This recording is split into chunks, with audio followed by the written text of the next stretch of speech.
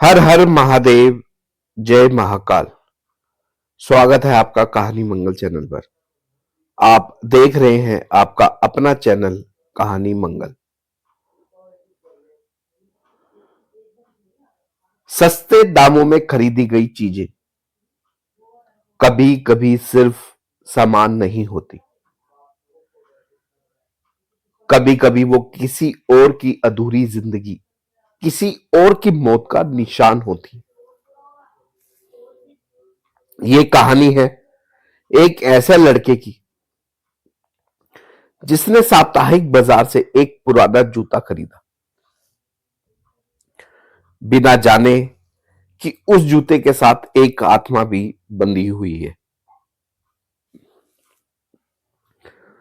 जैसे ही उसने वो जूते पहने, उसकी जिंदगी में अजीब घटनाएं शुरू हो गई। रातों की नींद गायब होने लगी, कदम अपने नहीं रहे और शरीर धीरे धीरे किसी अनदेखी ताकत का शिकार बनता चला गया।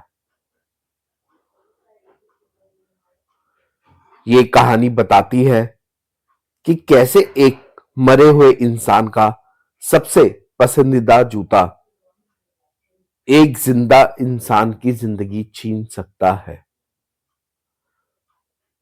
और कैसे लालच इंसान को सीधा मौत तक ले जाती है।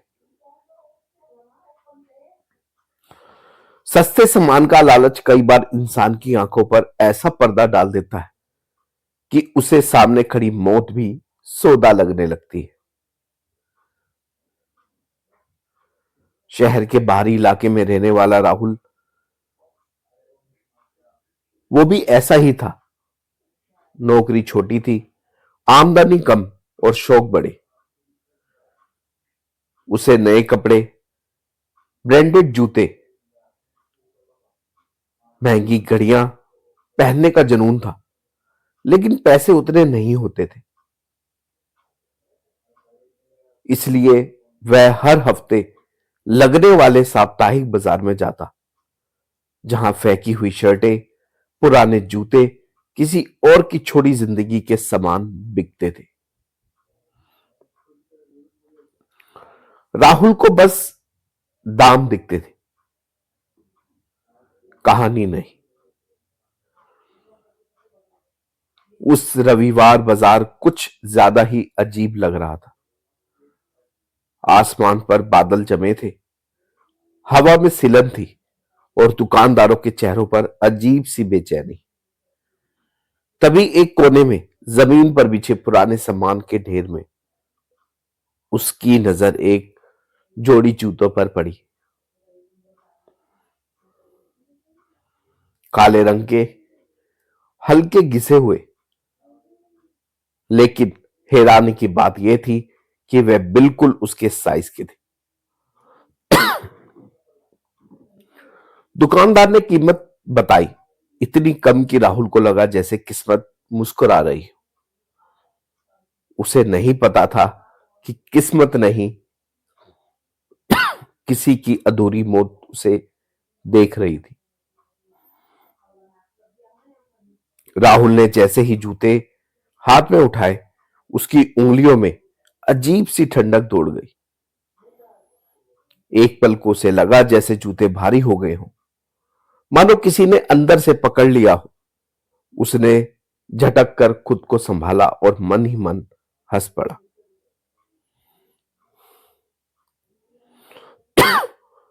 घर आकर उसने वही जूते पहन लिए।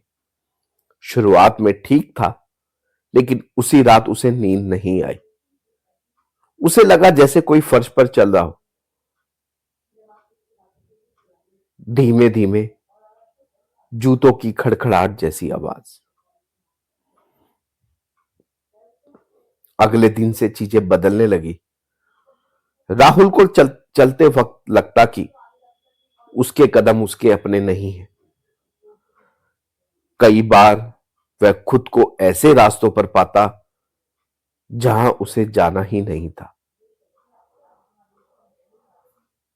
आईने में देखने पर उसके चेहरे पर तक थकान नहीं, बल्कि किसी और की उदासी दिखती थी। रातों को सपने आने लगे।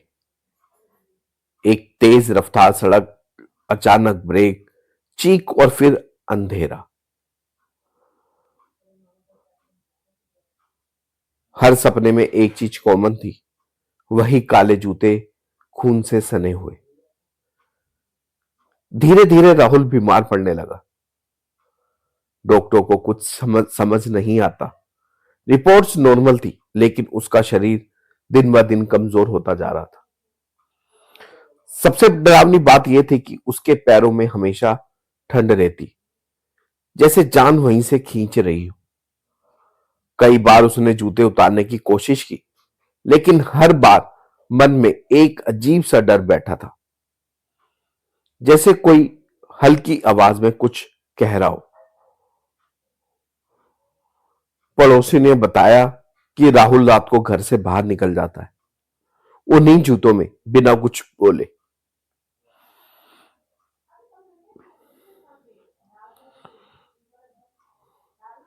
सुबह लौटता तो उसकी आंखें सुनी होती।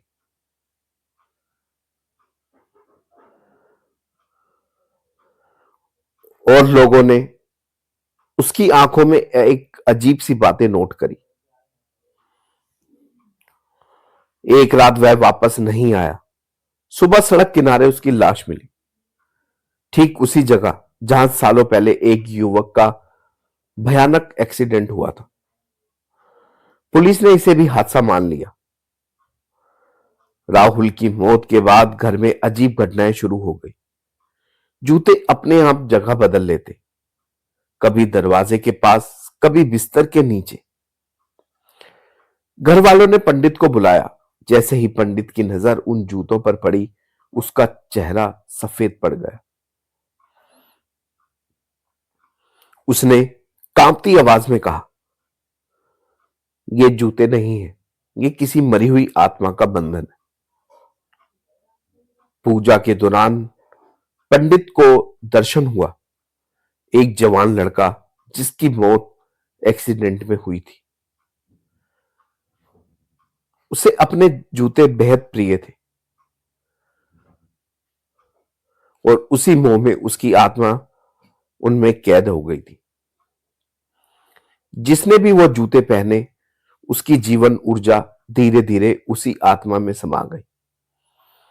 राहुल सिर्फ अगला शिकार था। अंत में पूरी विधि विधान के साथ उन जूतों को नदी में बहा दिया गया।